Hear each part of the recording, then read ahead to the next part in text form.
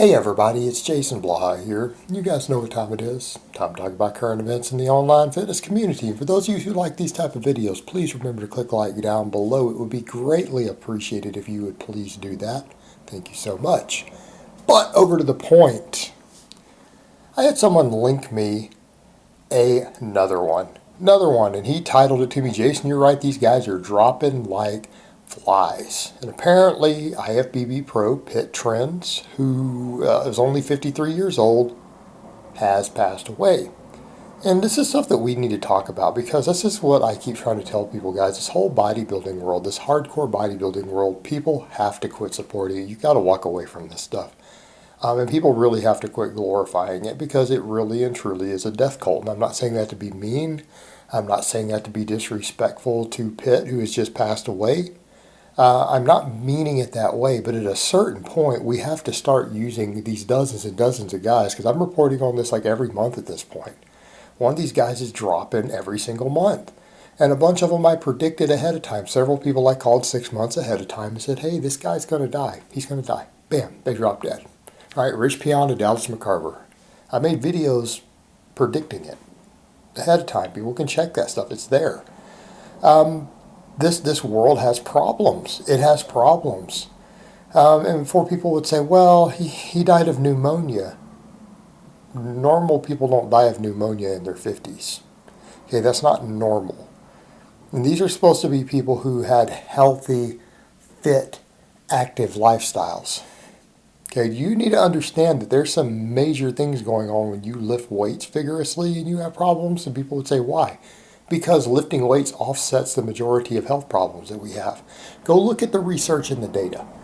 We know now that serious weightlifting, serious strength training actually seems to be slightly better for your heart than cardio. For your heart. Not saying cardio doesn't help on top of it, because we know that people who have the healthiest hearts do both strength training and cardio. They do both. But if you only pick one, strength training seems to be superior. We know it's superior for diabetes, cancer, bone density, all the other things, right? Weight training helps with this stuff. Weight training actually seems to help stave off Alzheimer's and dementia. There's data on this. Right? Weight training, like actual relatively serious strength training, is one of the best possible things you can do for your health. It's one of the best things you can do. Like, and the data is just absolutely enormous showing that at this point. The medical research is just piling up. So why are these guys dropping dead? If they're partaking in one of the single most beneficial lifestyle things that you can do, why are they all still dying? And people are going to say, are you saying it's because of steroids? No, it's not just that. It's not just that, because plenty of people have used copious amounts of anabolics and never developed health problems from it. Now, they abuse them in certain ways that the risks go up, and I'm not saying it's 100% safe for someone to dabble, but that's relatively low risk on its own. If the rest of your lifestyle is in order, moderate amounts, it's actually relatively low risk. It's probably, in my opinion, it's hard to get data, probably slightly lower risk, if not dramatically, than, say, smoking cigarettes. There's risk, but by comparison, relatively low. But it's not what these guys are doing. It's not what these guys are doing. It's this whole lifestyle. And then you see this guy here, he's coached a couple of the top guys. Marcus Rule, he was his coach. And I don't really follow bodybuilding, so I don't always know who the current guys are, but I do remember Marcus Rule. The guy was massive. This guy was his coach. But you've got to look at that and say pneumonia. Well, he had a history of heart problems, right? He had heart issues already in his 50s, right? He had heart issues in his 50s. To be someone who exercises regularly and works out and isn't really fat, to have serious heart issues in your 50s already is a bad sign. There's either something very genetically wrong, and I doubt that in this case, or there's something in your lifestyle that is extremely hit you really hard to have those issues in your 50s, especially when you've trained already. Because people who have just genetic issues like that, it can be largely offset with lifestyle. It absolutely can be. I am myself a perfect example. I'm a perfect example, and other men in my own family are. Heart disease is extremely prevalent.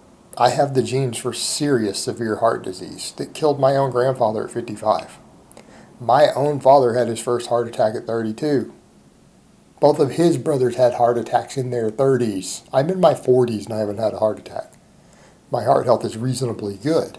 Lifestyle matters. It affects even when you have these genetic predispositions.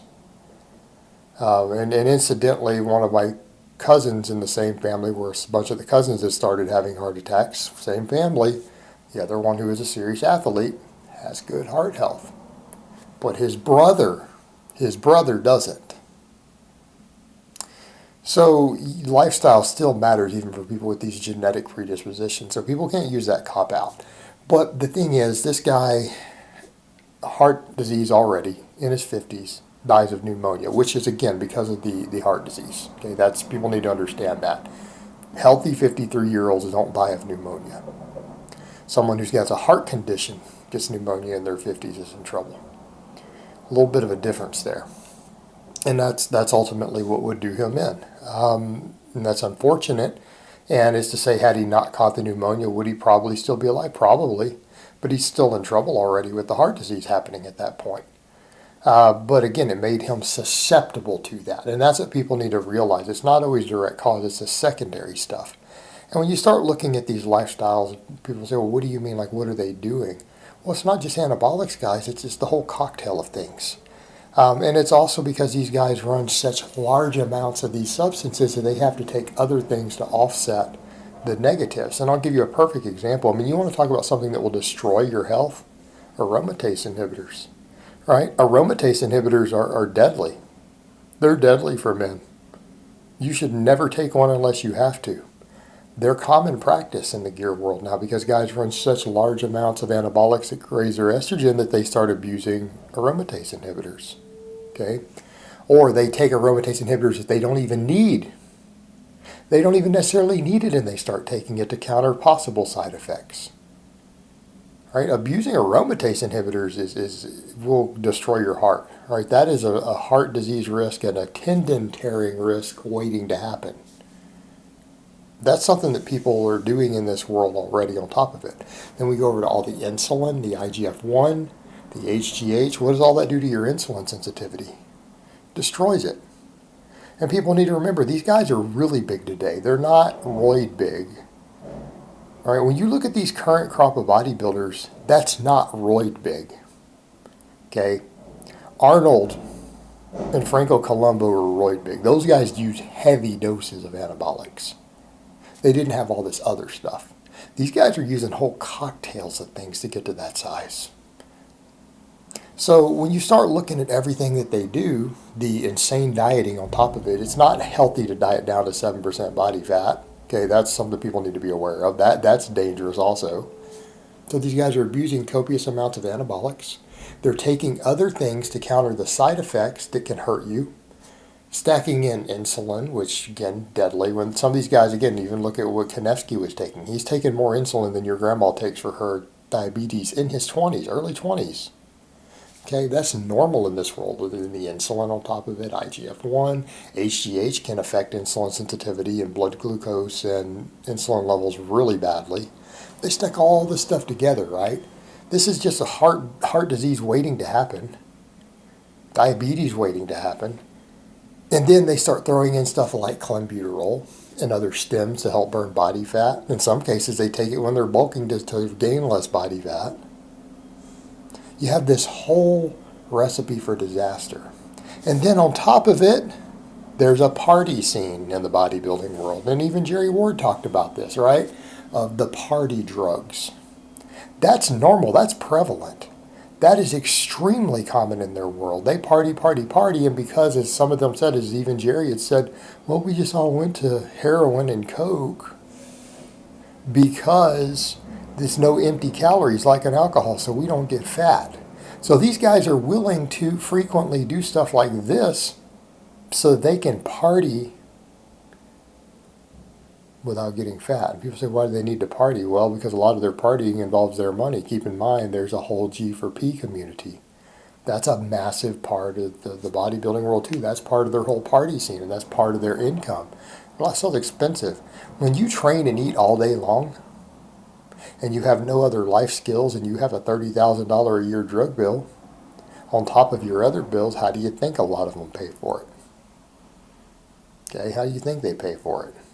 So you start factoring in this entire lifestyle, this whole bodybuilding culture, and then people wonder why they're dropping like flies.